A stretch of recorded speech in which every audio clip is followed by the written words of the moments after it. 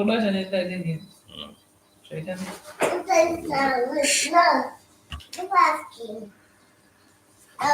hello everybody. Yes, welcome to my YouTube channel. Welcome to my YouTube channel. Please don't forget to subscribe to my YouTube channel. And also, if you want to follow me, you can follow me on my Facebook page. Okay, so this is the issue here. All right, so I'm gonna talk about opportunities abroad. Opportunities, if you want to find opportunities, you can get a lot of opportunities in Asia. Okay, so this is the issue I'm gonna address today for those who would want uh, to have to know more about issues that have got to do with opportunities abroad. Yes, there are so many ways of doing business, and there's so many ways of finding work opportunities, and there are also so many ways of if there are some students or some people want to study abroad, this is the opportunity, and I'm giving you some clues, some advice on how to do that. So, like I said, please just click to subscribe to my YouTube channel and also share, like, and comment. Very, very important, so that I everybody gets the opportunity, so that everybody can see the videos, everybody can watch it in the comfort of their homes, so that you don't have any problems with dealing with issues about these kind of opportunities in Asia. Okay, right. So let me introduce myself. My name is Percy. It's my first time use uh, to use this YouTube for the first time to go on live. I've been going live on Facebook, but I've taken this opportunity to go live using YouTube. It's my first time because I like YouTube very much. Yes, right. But before I say something about the opportunity, let me just to give you a background about my information. Okay, give you a background information about myself and why I'm presenting this program, so that you understand why we are doing this, and also why was the rationale behind all this. Yes. All right. Yes.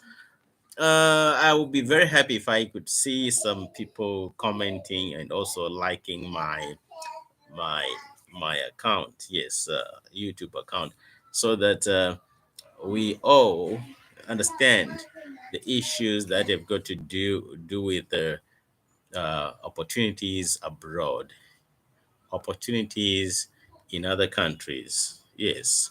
All right. Right. I'm Percy. Then my name is Percy Mawere from Zimbabwe, and um, I've been before I touch. I've been living here for quite a while. Quite a while. Okay. So this is why I'm here, uh, to explain to you about great opportunities. If you, it doesn't matter where you're from, you can still get your opportunity. Because the most important thing is to take advantage of the opportunities that are coming by from different parts of the world. Yes. Okay. So don't um, um, don't look down upon yourself and think that you cannot move mountains. You can do that. It's very, very important. You can do that, and this is the quite a good opportunity time. And please don't forget to subscribe, to like, and share to my YouTube channel. This is my YouTube channel. It's very, very important. Yes, I've entered this journey.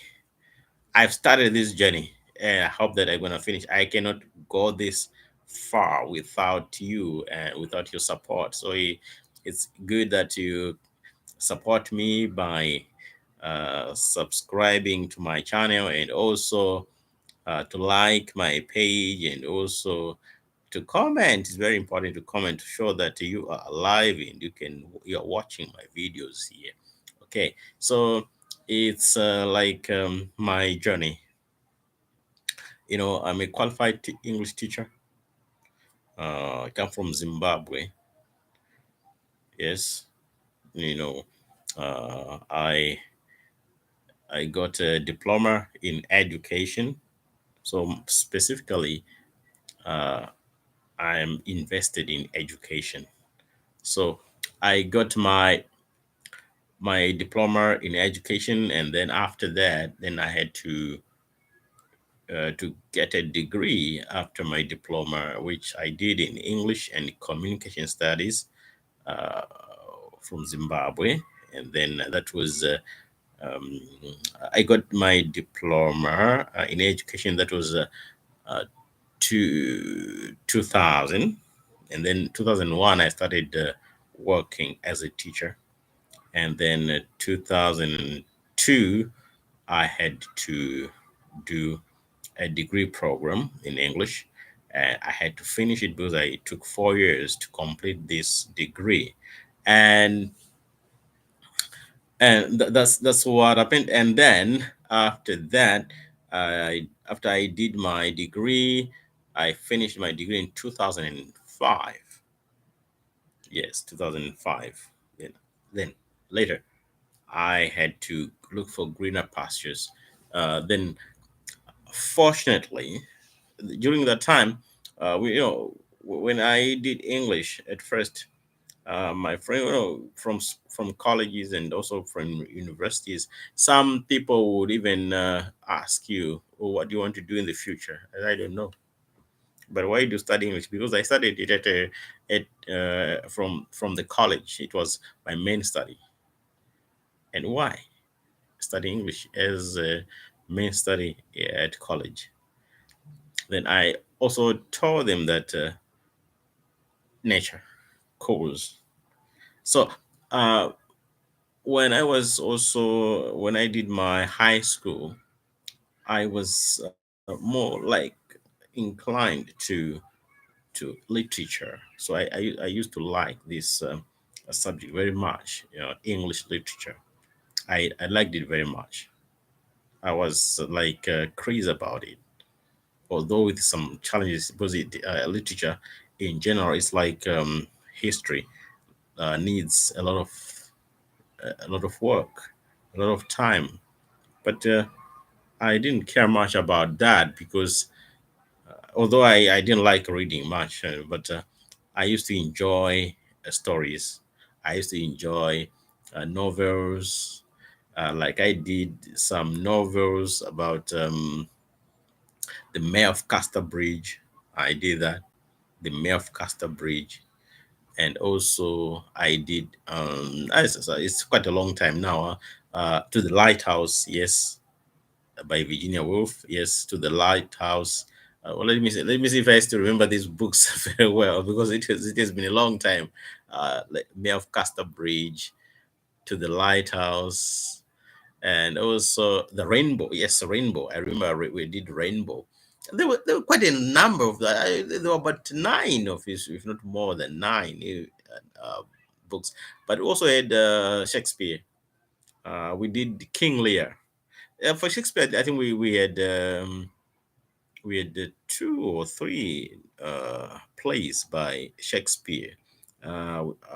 We did King Lear. We also did this. The other one is Much Ado About Nothing. Yes, sir. I remember that one. Much Ado About Nothing. And also, but it was, that was for my A levels, okay, for my high school. But when I was doing my O level, the middle school, uh, I also did literature, and I liked it very much. And I still remember I did Macbeth. Yes, yes, Macbeth at O level, Macbeth, and also some local literature, some local books, novels. Yes, like Son of the Soil. Yes, we did Son of the Soil. Yes, and also uh, mm, what's the name of this book? What's the name of this? There's another novel. Uh, uh, yes, there are quite a number of these novels. I think the one is uh, what's the name? Uh, Lord of the Rings? No, no, not Lord of the Rings. Yeah, but I'm not quite sure about this. It must be Lord of the Rings yeah, yeah, should be Lord of the Rings. Yeah, Lord of the Rings. Yeah, yeah, yeah, yeah. Mm, yes, yes, yes, yes. Yeah. So these are because I'm sure I've left some novels that we did. So that's when I started learning literature, and then I became more interested in studying English. Yeah. So for math, my math was not very good, but it was like average.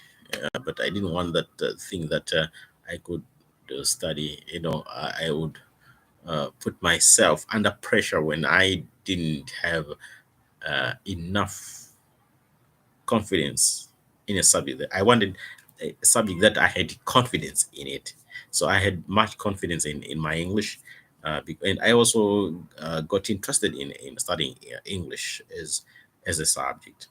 Some who could take my local language like Shona, but I thought no, Shona, it was a little bit uh, too simple, too simplicity.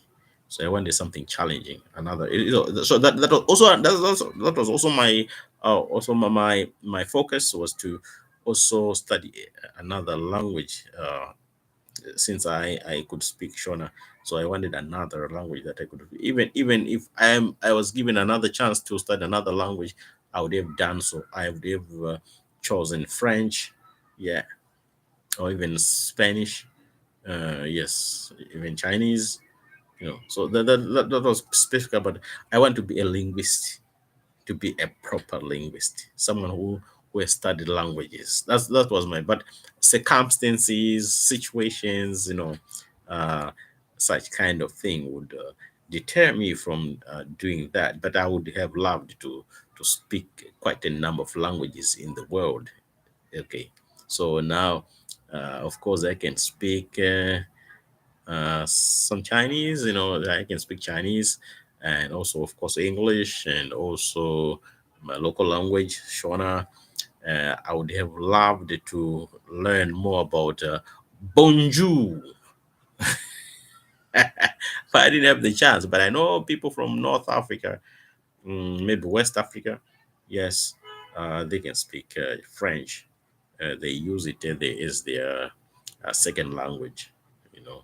But those like us who come from uh, the southern part of Africa, where we were colonized by the British, we use English as a as a second language.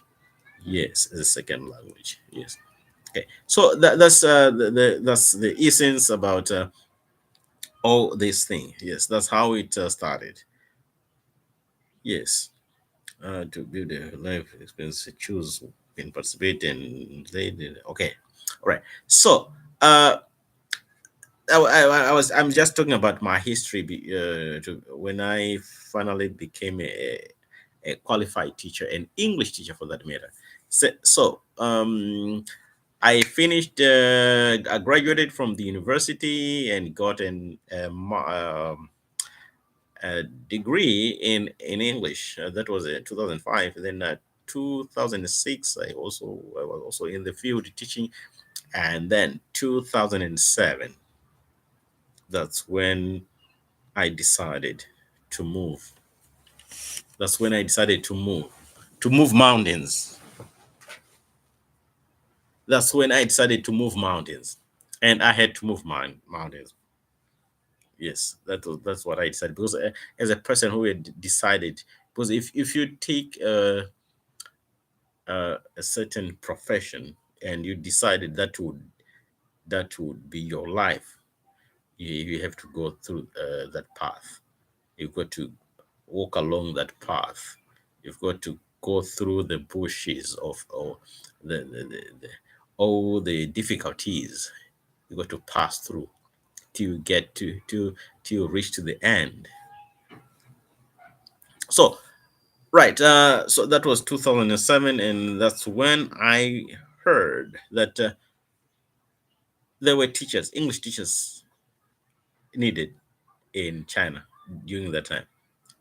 So I was teaching, and I just I was just told by my brother that, oh, do you know that in China they seriously need English teachers. That time, that was 2007, and we know that everybody knows about that in 2008, that's when China was going to hold the Beijing Games, the Olympics, the Olympics. Yes, so it was a chance. Like it was like they opened the doors for teachers, uh, English teachers, to teach them to teach English. They found it necessary during that time to give their to give the people the chance to learn more English. So that's when I came to China in 2007. Yes, I came to China 2007, and I worked as an English teacher. I worked as an English teacher, and it was a good time that time when I came first time, because uh, like it was new.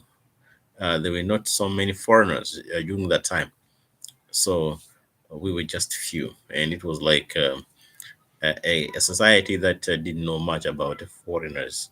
So I had to, you know to teach in the kindergarten, and also it's like I was a teacher during the time. I mean, even now I'm still a teacher, but I'm saying during the time I was teaching in a training school. So in a training school, what happens? It's a training school where mostly they teach during the weekends, because that's the time when um, the students would be having a rest from their school. You see, so they would go Saturday and Sunday. So that's when we were very busy, so on the weekends. But Monday to Friday, yes, so we could, like, some of the training schools. It depends on which kind of training school you were working for before.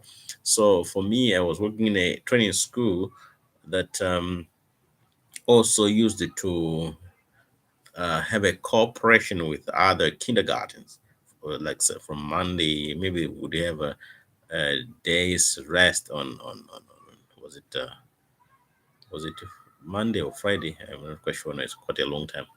So that's when I felt that mm, we I have to get to be employed in this kindergarten, in this training school, because on Monday, let's say we have a rest, then Tuesday, Wednesday, Thursday, Friday, yeah, Friday maybe in the afternoon, we also have some rest. So during that time, we would go then to the kindergarten, because they would have some corporations. So like they would offer some kindergartens to pay them, so that we went. So that time we would go to the kindergarten and they teach some students there. That's what happened actually. That's how we were working during that time. Yes, so it was a quite a good experience. It was my first time to come to Asia during that time.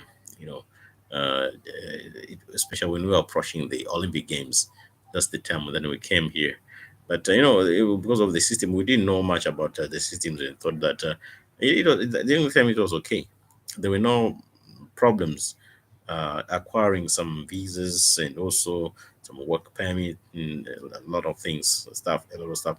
It was easy, because we could when we came here, We just got some work permits, some work visas from as long as you could pay some money to some schools, or not only pay some money, but if you could pay some agents, they can do the visa for you, or you could get a school that had the papers, that the official documents to employ a license to employ a foreign teacher. That's what happened during that time. But now it's different. It's a different story. Everything has changed, and quite a lot has changed now. So that was the issue then. So now things have changed. But I've been in China for quite a long time. Um, I've been in China for close to 17 years, because I came here in 2007, and then uh, 17 years down the lane, I'm still here. 17, we are in 2024. That's the issue about this. So um, for those who would want to know more about a business opportunity, there's also business opportunities. If there are some who would want to come for work, I can give you some advice how to do that. There are some people who would want to do some scholarships, to study here. I have also have some information about that, and there are also other people who would want to come for business. Yes, because the issue is to make money. Whether it could be work related issues, it could be business related issues, or even for studying, because you want to study, you want to get a good job, you want to earn more, you want to do like this. So everything is centered on financial issues.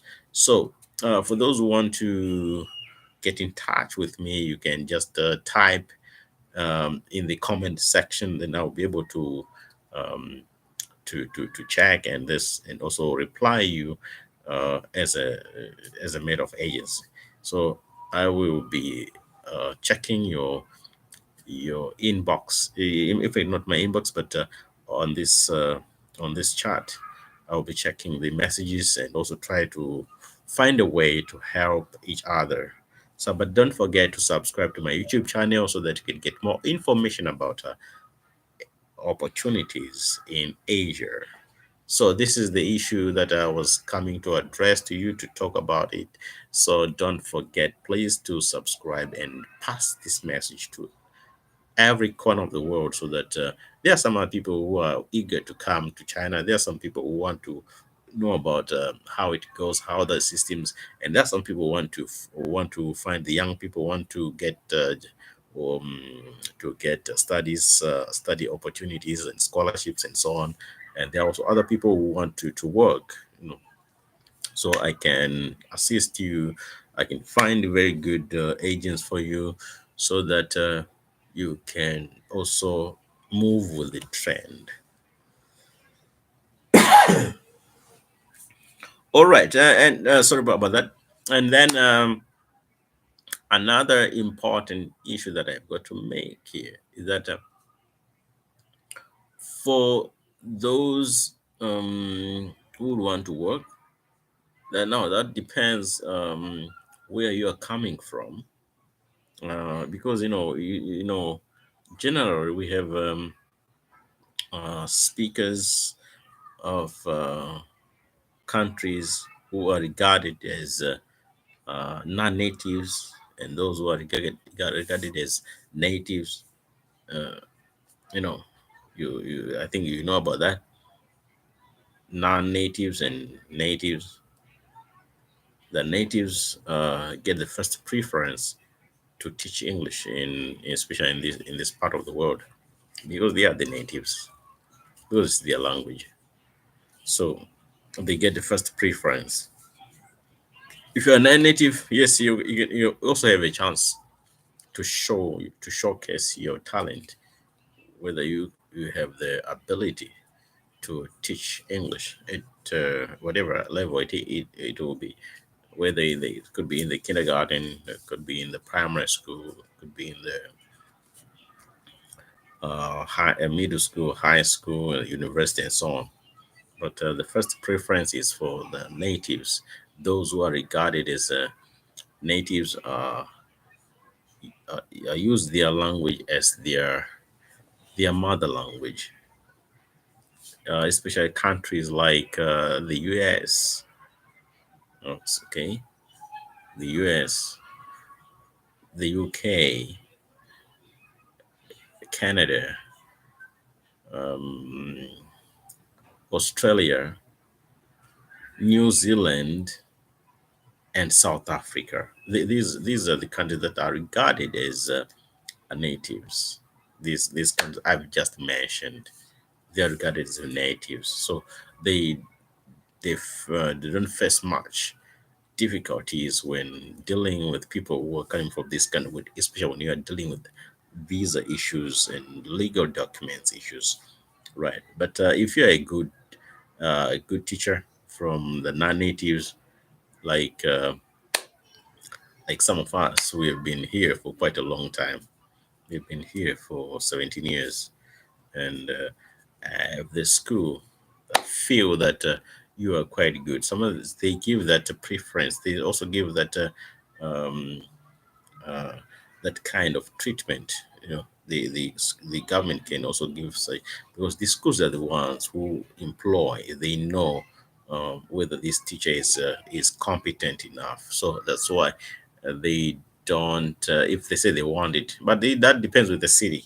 Again, because some cities they wouldn't want to tolerate um, anything that when they say that this we need to get a visa, to get a work permit, we need people of such we have such qualifications. If we some in some cities, especially the big cities, they, as long as you don't meet the qualifications, they won't offer the visa.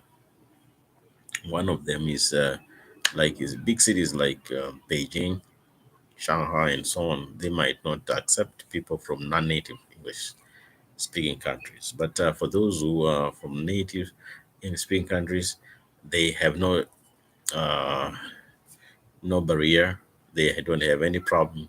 They would get the job as long as they've got the qualifications. They can do that very well.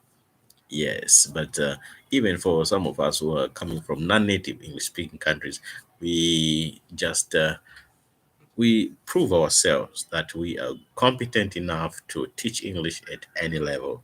And especially in the small cities, they give that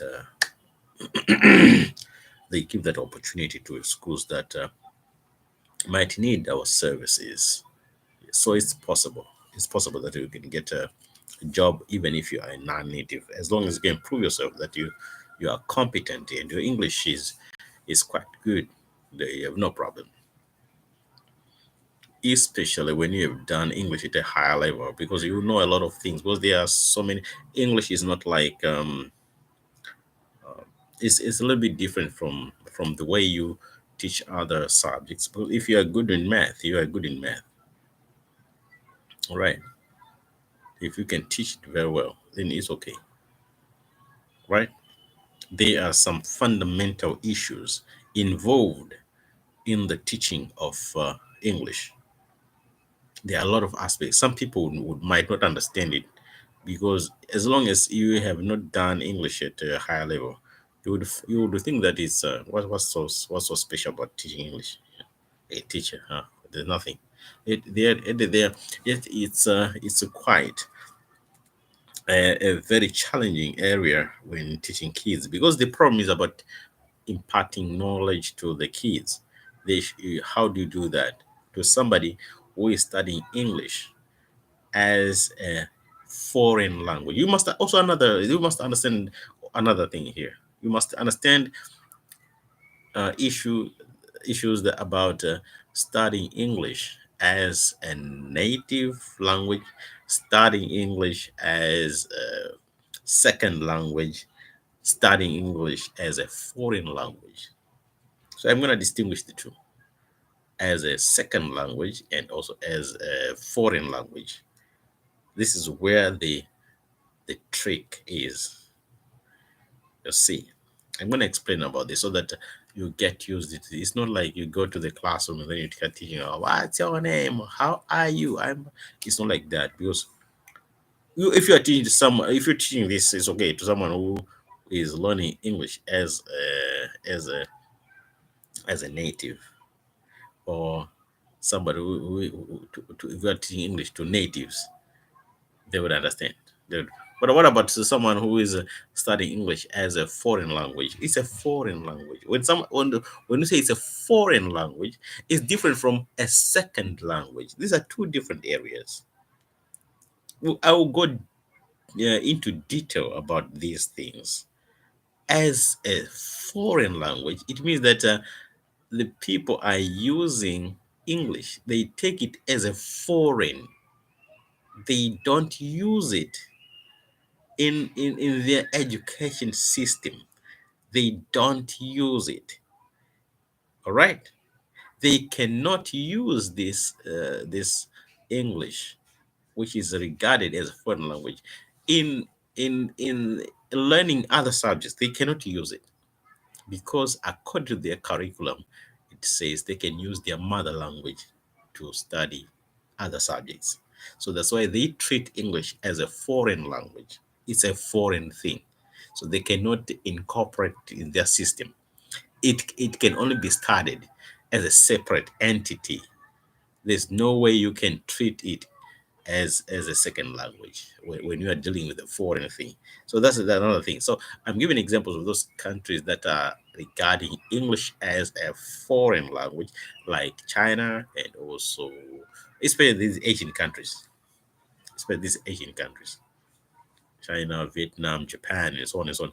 Because they use their language, they use their local language uh, to study subjects. It could be in the primary schools, and it could be in the middle school, it could be in the high school, university.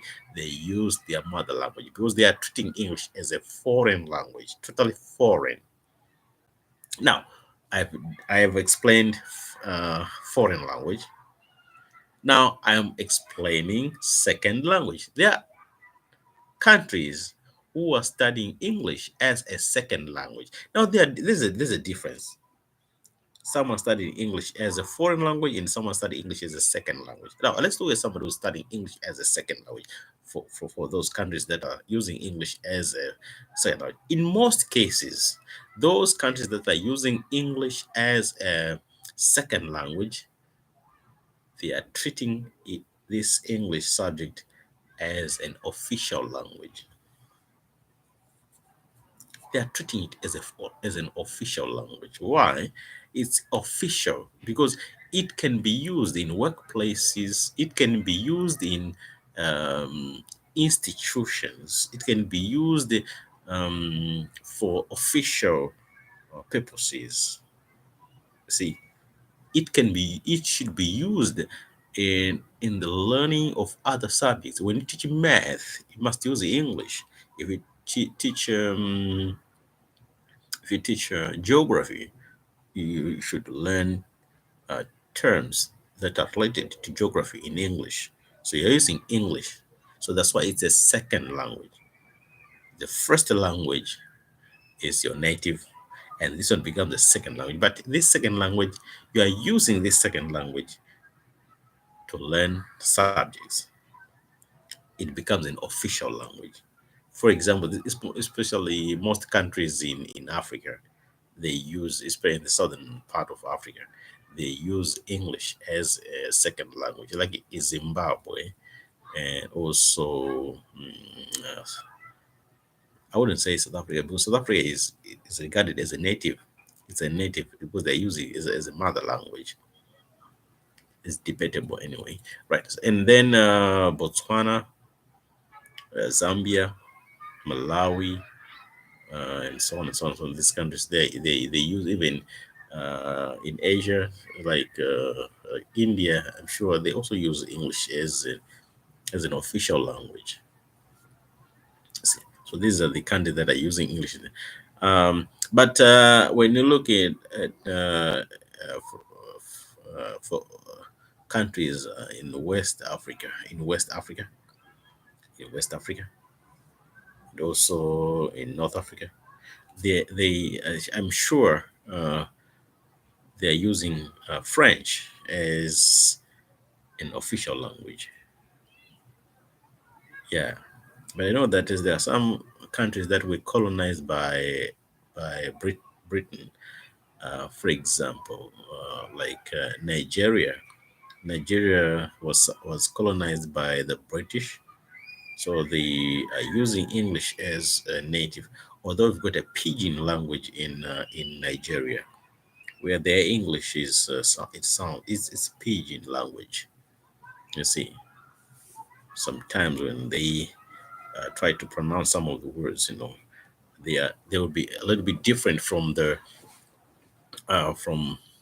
phonetic if you write if you write if you understand phonetic transcription about how a word should be pronounced, you would find some problems in these countries like Nigeria.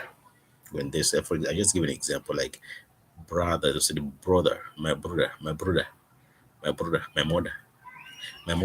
my mother is coming, my mother, my brother, my brother, where's my brother? So this is you find that in the proper sense of pronunciation, they will have some problems in such that when you are teaching now, you know why I brought the issue of students who are studying English as a foreign language. They will not understand that when you say my brother. Because it's a brother. What's a brother? Because because they are learning. The problem between students who are learning English as a foreign language and those people who are learning English as a second language. The problem is those who are learning English as a foreign language, they don't understand English, right? Let's say from the background or from the basics that what you we know about people who are studying English. Right? Of course, there are some people who speak English very well in those countries that use English as a foreign language, but there are others who can speak much better than people who are learning English as a second language. There are some, certainly there are some. Because there's some people who have learned English. There are some who have grown up abroad and they've stayed there, and they are living they are staying in the country where they are using English as a second language, as a foreign language. You see, so when you teach I'm giving a background of a situation where if I look at somebody who is coming from a country where they are studying English as a foreign language, I in my mind first, when things come to my mind first, it says that this person doesn't understand English, right? This is what comes in my mind, because this person is coming from a country where they don't use English to communicate, or in the official places, or even in schools. They just learn English. They just treat English as a subject, right? So when I meet that kind of person who coming from a country where they are studying English as a foreign language, my mind tells me that person doesn't know English.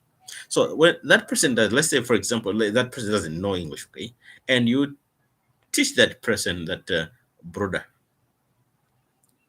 this is my brother, because this person, you know what happens when they are learning English, these people who are learning English as a foreign language, you know what they do? Because they want to study, because they are different from people who are studying English as a second. Because people who are studying English as a second language, they don't care about the pronunciation, they don't care about they just, as long as you can this is important about communication. They just they just know about communication. It's okay. We don't care about the other, the phonetic transcription, how the word is pronounced, and so on. That's why they end up using the pidgin language.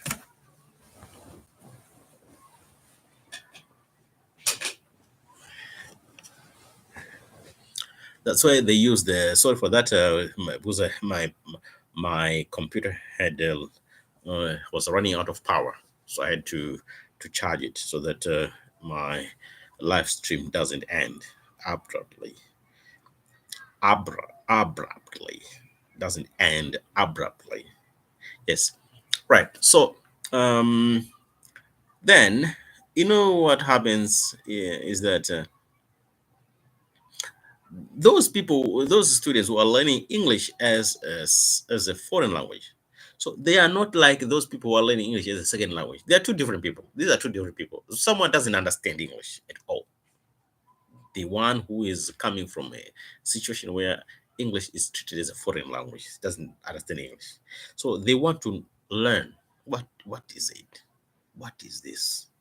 So when they want to, because English has got some, just like, and just even in mathematics, there are some steps. Step A, step B, or that's how you should go like this. Oh, the same as English. So they want to know about those steps. Okay, if this what's the name of it? What's this word? And you tell this person that it is like this. But they want to know. They want to know all the details about this word. Why is it pronounced like this? It's a Brother. You say brother. So you must teach them about syllables. Okay, so they must suppose how do because you find they won't be able to pronounce okay, so maybe in their own language they don't have a br, so to them it's a br how come it comes bra when there's o you say bra, oh it's a bra, the the the brother, that's my brother, because when you use as that sound r, brother, brother, brother, and that sound. They would want to know all that. That's the difference between someone who is who is learning English as a foreign language, and someone who's learning English as a second language. But they want to know the basics. So if you come and you teach a student who is learning English as a foreign language and say, "It's brother, this is my brother," they would get confused because if you say brother to me, then I know that you are saying this, but I know it's because I know, because I'm studying. Even if you speak it to a native, they will know what's a brother or what's a brother, so they don't care, because as long as you communicate, they don't care. It's okay. That's fine. It's okay, no problem.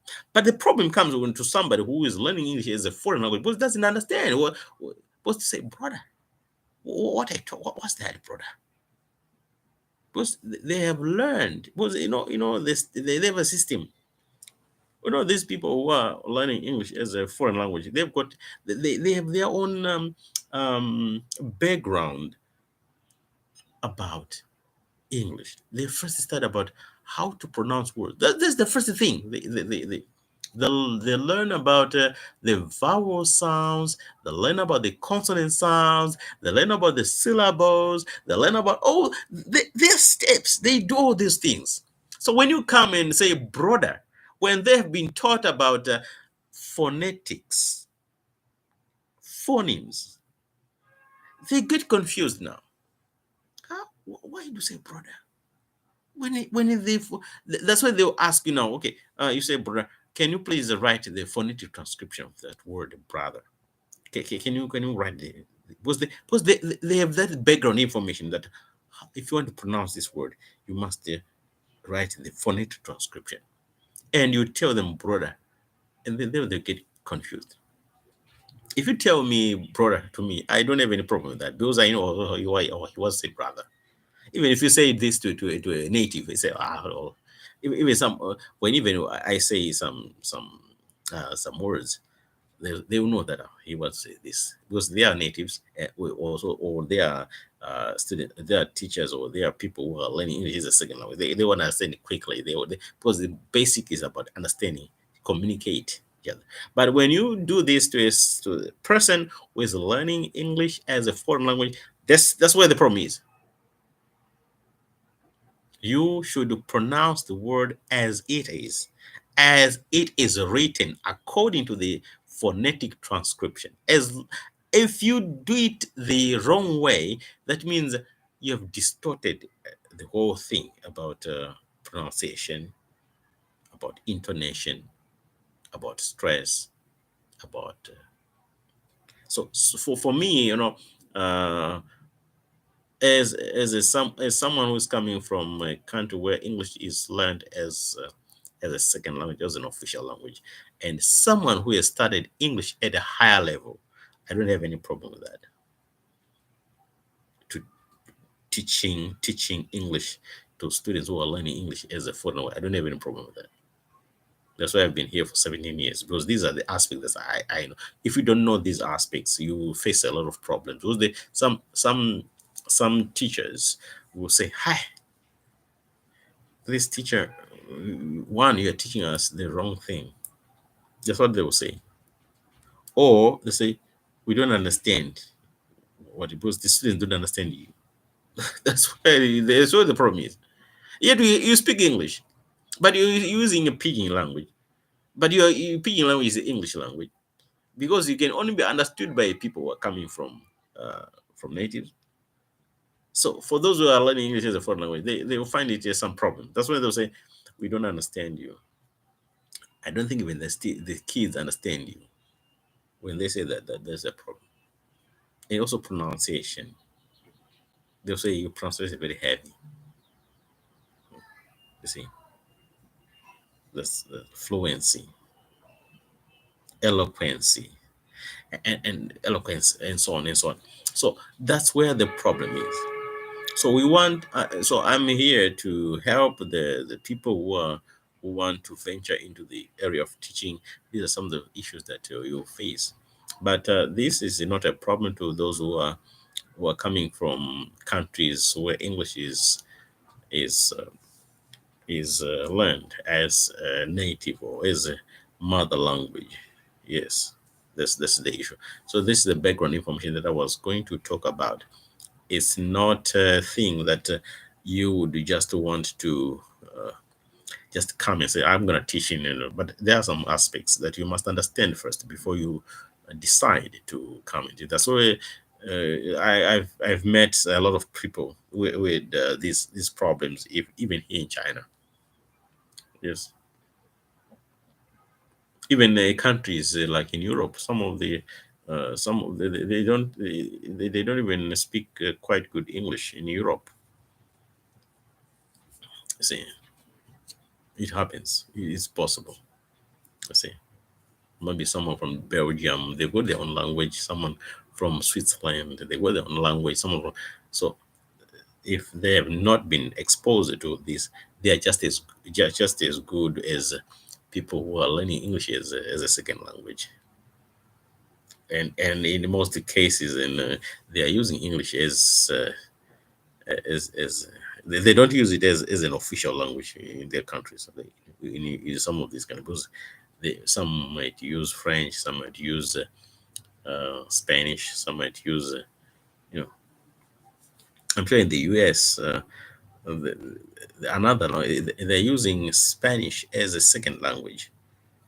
Yes, they are also, because most of the people in the US can speak Spanish. So they are treating it as a second language. Mm. And the history between Portugal and Brazil. You know, they also uh, Portuguese is also learned in Brazil because of their historical background.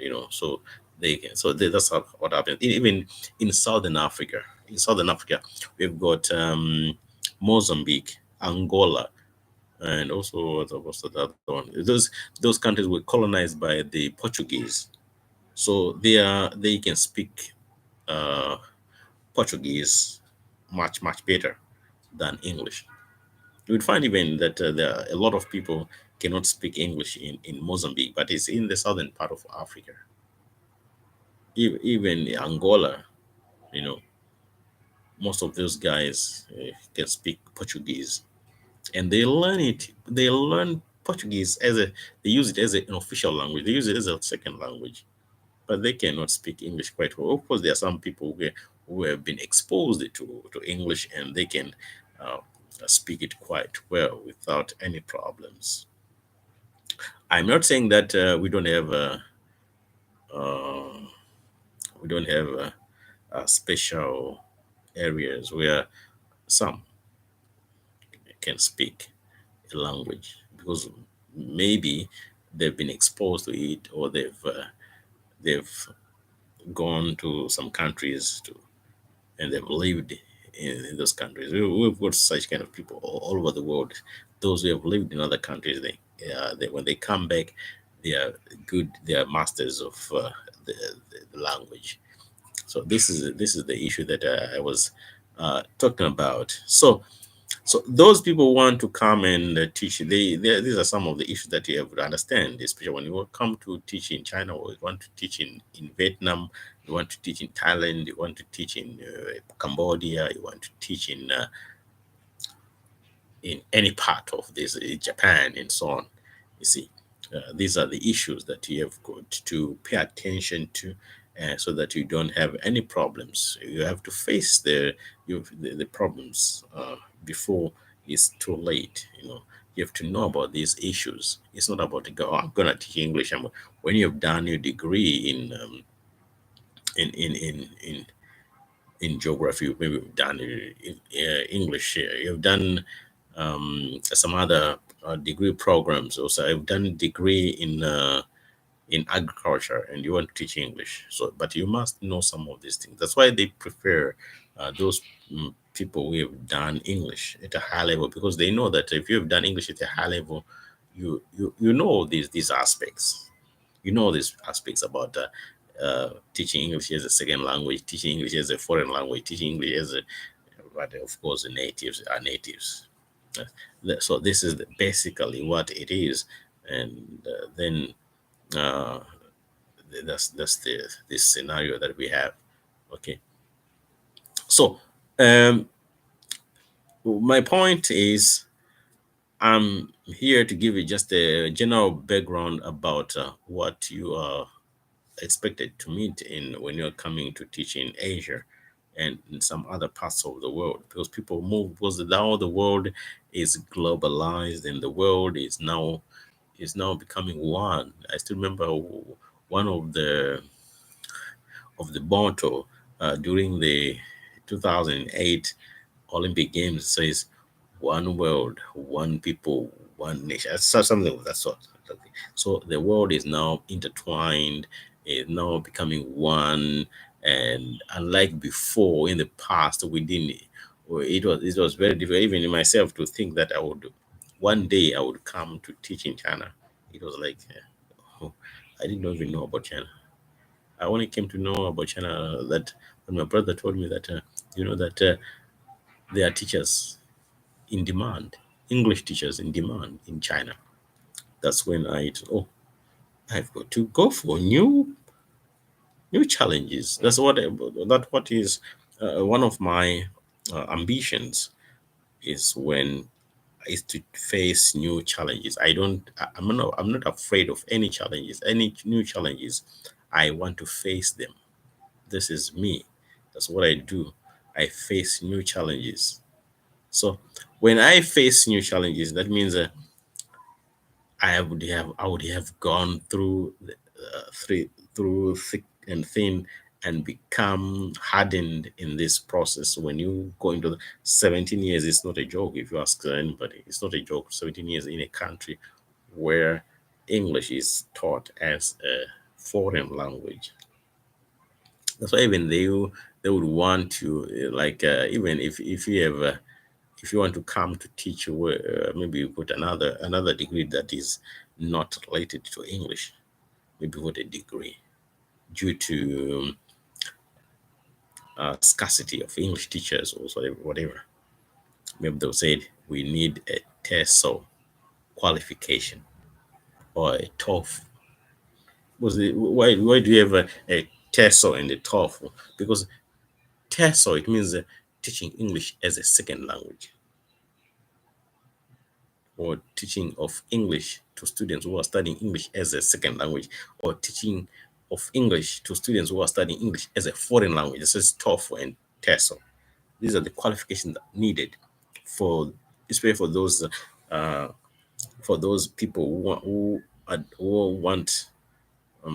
determined to teach in Asia, because you would not have done English at a higher level, although you've got a background about English, but you don't know the aspects about phonetics, phonology, syntax, semantics, intonation, stress, and pronunciation, fluency, eloquence and so on, and a lot of things that is involved in the teaching of English. You might not have that background, so they would say that, maybe they would have said that if you have a qualification, a degree, if you don't have an English degree, you've got another degree besides English, they would say you must have a TESOL qualification or a TOEFL qualification. And a TOEFL or TESOL qualification, that's another certification that you need to teach students who are learning English as a foreign language, or those who are learning English as a second language. You see, this is what it is. This is what it is. So brace yourself for the new challenges that are coming, but there's nothing much to fear but fear itself. You have to make sure that you understand, you know about these things, so that you don't face any problems when you are coming to teach English as a foreign language or as a second language in this part of the world, because there's a demand for teachers. Those people want, because it's a globalized economy, it's a globalized society, and now people can do business. They can move from one place, one country to another, and we've got a lot of people in my country, foreigners. They're coming to do business. They are getting gold. They are getting minerals. They are into mining. They are into agriculture. They are into agriculture. They are into different forms of because people want to improve their lifestyles. By improving their lifestyles, people want to venture into the unknown. They want to venture. That's why we are here, leaving your families home to come and try the new challenges. It's not an easy thing. It's not an easy thing. It's not an easy thing. That's why people would want to venture into uh, these opportunities.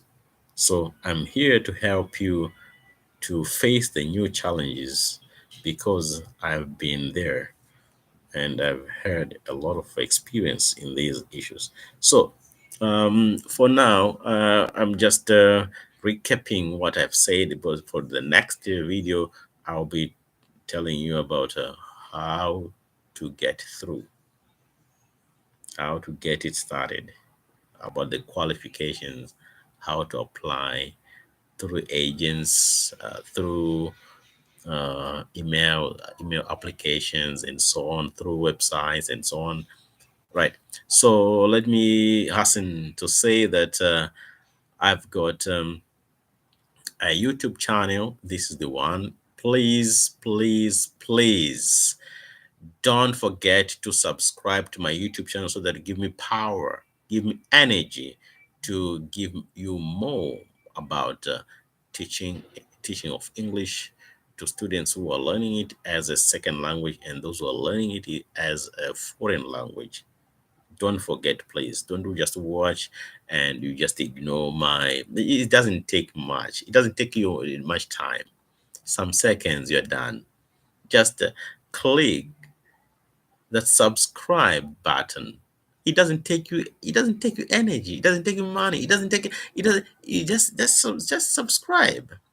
I'm happy. We're doing this for you. I'm doing for your brothers.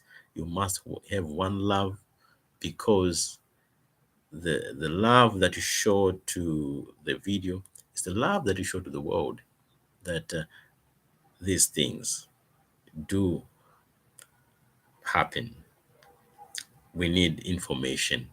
We need to give each other power, strength, and the zeal to give you more interesting videos, so that you don't miss any of the videos that I'll be posting in the future.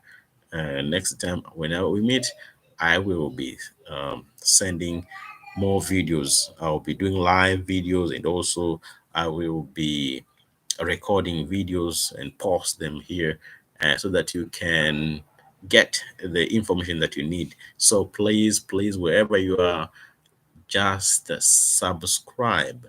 I would be very, very happy if you do that. Please do that for me and do that for the rest of the people in the world. They need they need you. They need us. They need everyone. There are some people who are living in dire poverty. There are people who want to move out of there. So make sure that you have a big heart and subscribe so that if you subscribe, they will have they will access more. They also can watch the videos because you would also have watch this, so they will also watch this one because it's very important that we share the information to the world, and the world is becoming one. We must explore. There are so many foreigners in my country. They are into business, so I'm doing the same thing here. Let's just unite and move this continent forward. After all, we are just a generation. Time will come when they will have another generation. So, what would you have achieved when you don't do your part? You will die. Everybody will die. But what would you have done after you've died? Let's help other people. Let's subscribe to my YouTube. And don't forget also to subscribe to my Facebook page. It's Percy.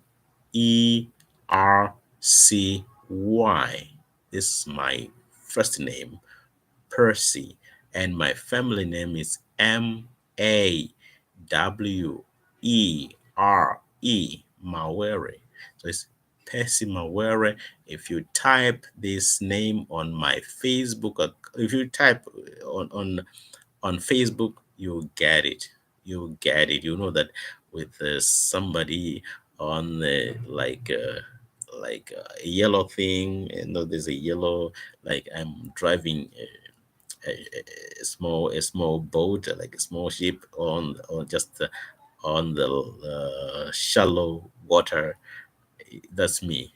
Or even here, where you can see the picture of myself sitting with a lot of uh, people from China, where where I teach English.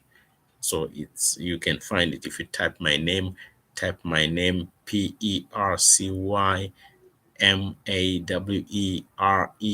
Mawere, Percy Mawere. Type it on my YouTube channel, on YouTube, okay, on YouTube. Type it on YouTube, and then my name will just appear, and you just subscribe, and go to Facebook, and then go to Facebook, and then follow me uh, on my Facebook page. Follow me. If you want more details, then you can type in the boxes, and or just say, because I also have a lot of information. I also have a WhatsApp group. For WhatsApp group, if you want to me to to chat on WhatsApp, you can just give me your number, and then we can chat. I've got a WhatsApp group where I give more information. So thank you very much, everybody, for watching, and also don't forget, please, to subscribe to my YouTube channel. I'm Percy. I'm off, and see you when you see me. So stay blessed, stay tuned. I will be posting more videos. I will be going live. So, but my message to you, please, please, please don't forget to subscribe to my YouTube channel, and also follow me on my Facebook page. Have a great day. God bless you. Thank you very much. Goodbye.